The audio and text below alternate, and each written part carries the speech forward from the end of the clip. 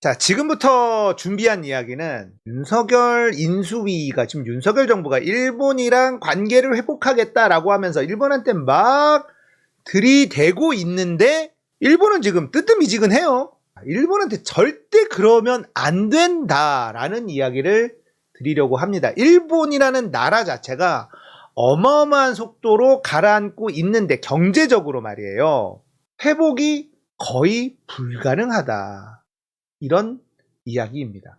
왜 그런지 하나씩 말씀을 드리도록 할게요. 자, 이게 뭐냐? 지금 엔화입니다. 엔화가 2021년에 100엔대 여기서 놀다가 조금씩 오르더니 갑자기 미친 듯이 올라갑니다. 지금 130을 찍었어요. 엔화 요거 잘 기억해 두십시오.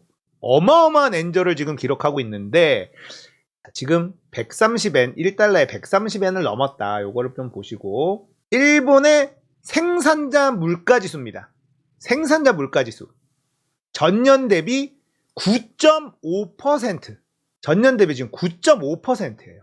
자, 생산자 물가지수가 전년 대비 지금 9.5% 상승인데 이게 무슨 얘기냐? 물건을 생산할 때 들어가는 물가지수라는 거예요. 소비자 물가지수를 선반영하는 거죠. 생산자 물가지수는 소비자 물가지수를 선반영하는 지표다. 자, 그런데 일본 전국 소비자 물가지수 보세요. 전년 대비 1.2% 올랐어요. 그래프가 이렇게 돼 있습니다. 오? 뭔가 이상한데? 생산자 물가지수가 그렇게 올라갔는데 소비자 물가지수는 요거밖에 안 올라간다?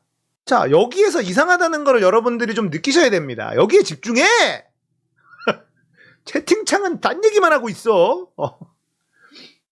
자, 이상하죠? 근원 소비자 물가지수라는 게 또 있습니다. 얘는 또 0.8%밖에 안 올라? 뭐지? 이게 이상하단 말이에요. 이게 지금 일본의 지금 현재 상태, 현재 스코어 이래요. 그 다음 지표를 보겠습니다. 이게 뭐냐면 곡물 선물입니다. 미친 듯이 치솟고 있죠. 곡물 가격이 미친 듯이 올라가고 있습니다. 곡물 가격, 밀가루 이런 것들. 전쟁까지 나면서 어마무시하게 곡물 가격이 오르고 있다. 석유 미친 듯이 오르고 있습니다. 기름값도 미친 듯이 오르고 있습니다. 이게 지금 2021년 100달러 때 있다가 지금 200달러. 엄청나게 물가가 올라갈 수밖에 없는 그림이잖아요. 예? 물가가 올라갈 수밖에 없는 모든 지표가 우리나라도 지금 물가가 다 오를 수밖에 없어요. 다 오를 수밖에 없습니다. 우리나라도 그래요. 일본이 가장 큰일 난 이유가 바로 이겁니다. 일본이 지금 난리 난 이유가 바로 이거예요. 이게 지금 일본 그 사이트에서 그냥 제가 조사해가지고 온 건데 보시면 세출 세입인데요. 거의 30%가 국채 발행입니다. 국채. 30% 정도 전체에 국채를 발행해서 1년 예산을 짜고 있는 나라예요. 이게 2022년도 예산입니다. 세출, 나가는 돈이요.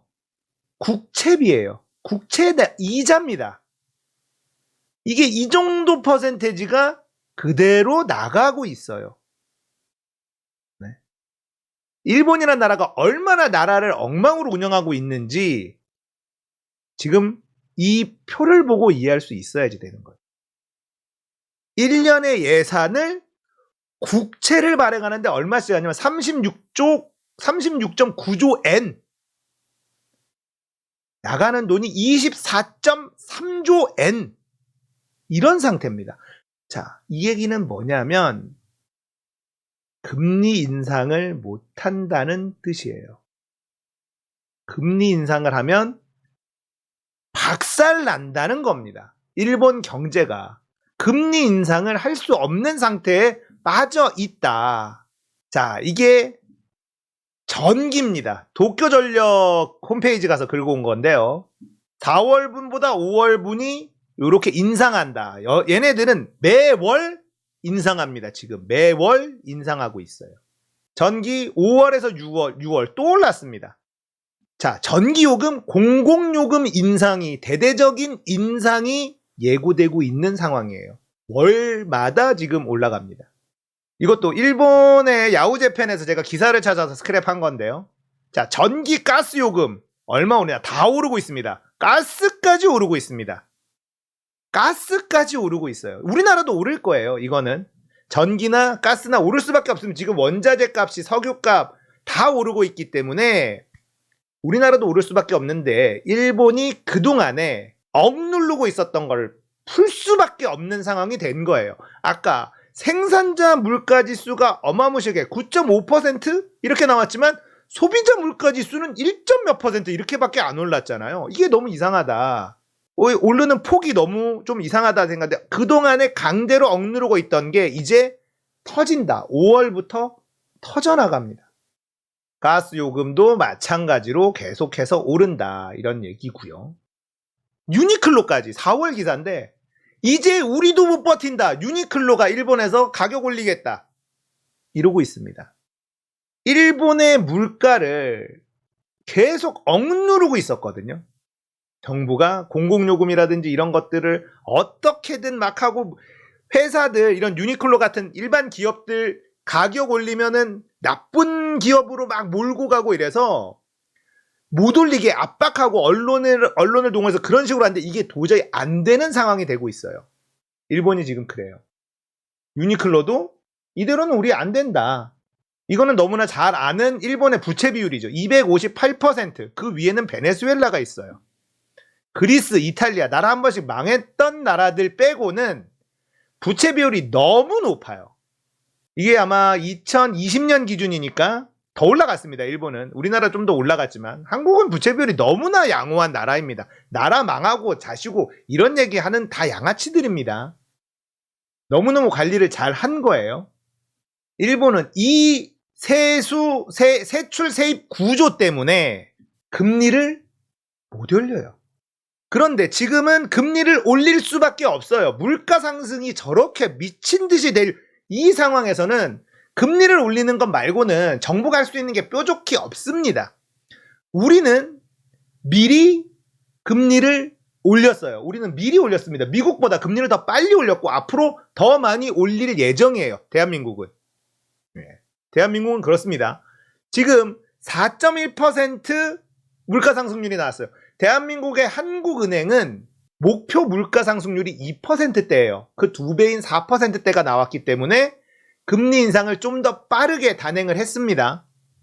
자, 그런데 생산자 물가지수는 5%가 넘었어요. 그렇다는 건 다음 달 소비자 물가지도 또 오른다는 것을 예고하고 있기 때문에요. 금리는 또 올릴 거다. 이런 이야기를 할 수 있어요.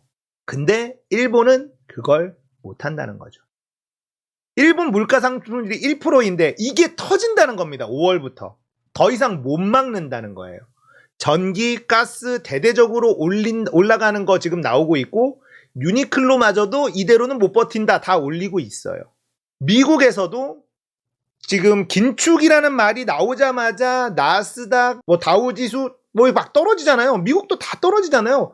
지금 주식 팍팍팍 떨어지고 미국 떨어지면 우리도 아이쿠야 막 떨어지고 이런단 말이죠. 그런데 이게 결국은 긴축을 해야 되는 상황. 긴축은 금리를 올리는 게 무조건입니다. 금리를 올려야 되는데 일본은 금리를 올릴 수가 없어요. 지금 이런 상황에서도 금리 동결 이야기를 이미 했고 돈을 더 찍는다고 이야기를 했습니다. 자, 그러면 어떻게 되느냐? 아까 봤던 엔화는 더 떨어집니다. 엔화는 더 떨어져요. 5월부터 일본 경제가 곡소리가 나기 시작한다는 겁니다. 눌러왔던 게 드디어 터지는데, 자, 이렇게 안 좋은데 지금 엔화까지 폭락하면 수입 물가가 미친 듯이 올라가는 거잖아요.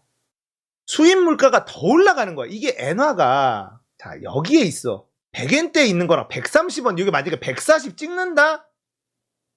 난리 나는 겁니다.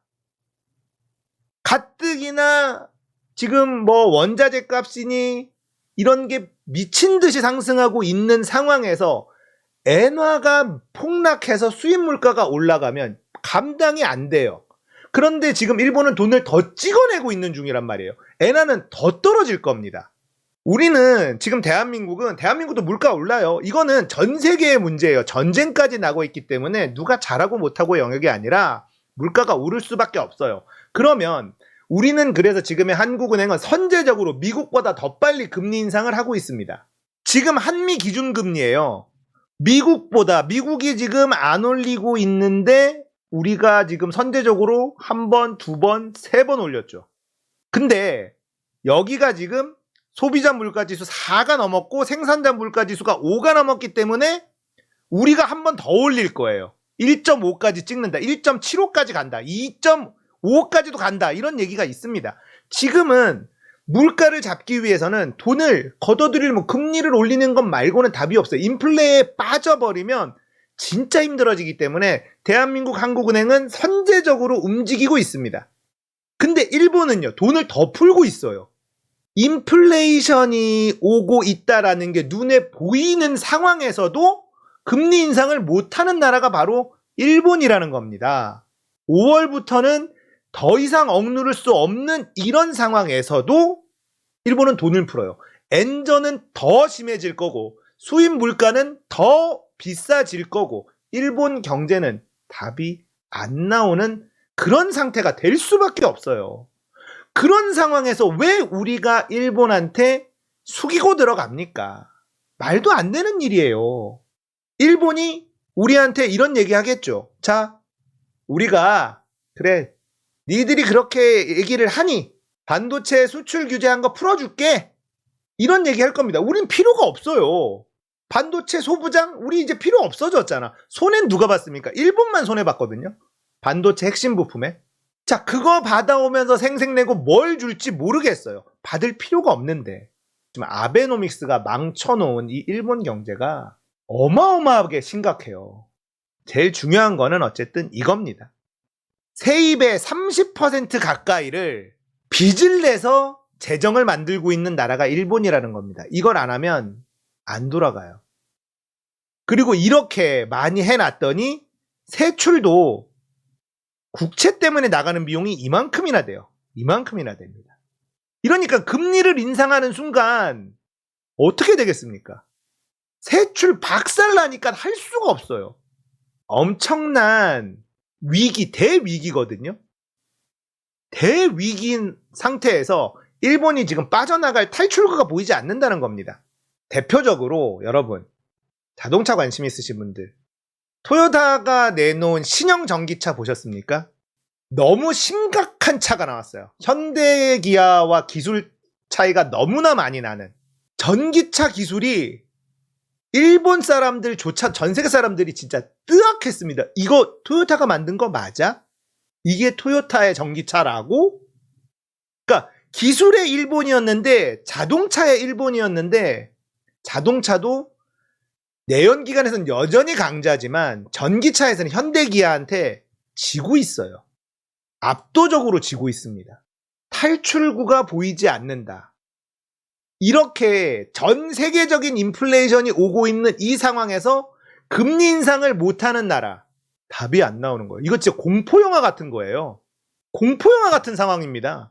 지금 일본이 선제적으로 금리 인상을 해야 되는데 이건 진짜 거의 쓰나미급이라고 봐야 돼요. 오죽하면 전쟁밖에는 답이 없다. 이런 얘기가 우스갯소리로 들리지 않는 이유가 있는 겁니다. 일본은 어떻게든 전쟁을 일으켜야 된다. 정말 제가 그냥 하는 소리가 아니에요. 그 정도로 일본 경제는 심각한 상황에 빠져 있습니다. 앞으로도 희망이 없어요. 지금 대위기가 오고 있기는 해요. 인플레이션, 큰 인플레이션이 오고 있거든요. 러시아하고 우크라이나 전쟁도 굉장히 크게 작용을 하고 있고 이 상황에서 인플레이션을 맞으면 자빠집니다. 자, 벌써 스리랑카 이런 데서는 우리 GG 선언, 디폴트 선언하는 나라들이 속출하고 있습니다. 그런 게 작은 나라지만 결국 여파가 오거든요. 자, 그러면 뭘 해야 되냐면 우리나라 입장에, 우리나라는 한번 망해본 나라잖아요. 그렇기 때문에 문재인 정부 들어서자마자 제일 열심히 해놓은 게 뭐냐? 외환 보유액을 꾸준히 늘려왔습니다. 지금 같은 상황에 약한 나라들이 디폴트 선언하기 딱 좋은 분위기고 전쟁이 있고 인플레가 올 확률이 매우 높고 이런 상태에서는 대한민국을 한번 망해본 나라로서 이런 날이 오는 걸 대비해서 문재인 정부 들어서자마자 외환 보유액을 엄청나게 쌓아놨습니다. 계속해서 늘려나가고 있어요. 대한민국은 선제적으로 금리를 인상할 수도 있는 상태이고요. 외환 보유액도 충분하기 때문에 웬만한 거에 버틸 수가 있습니다. 근데 일본은 지금 방법이 없다. 제가 이 말씀을 드리고 싶었던 거예요. 일본한테는 절대 굽히고 들어갈 필요가 없는 상황이다.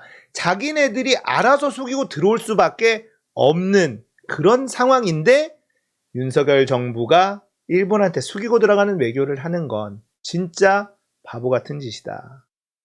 여러분들에게 일본 경제의 지금 현재 실상을 좀 설명해 드리고 싶었습니다. 앞으로 일본 경제가 답이 없는 이유에 대한 이야기였습니다.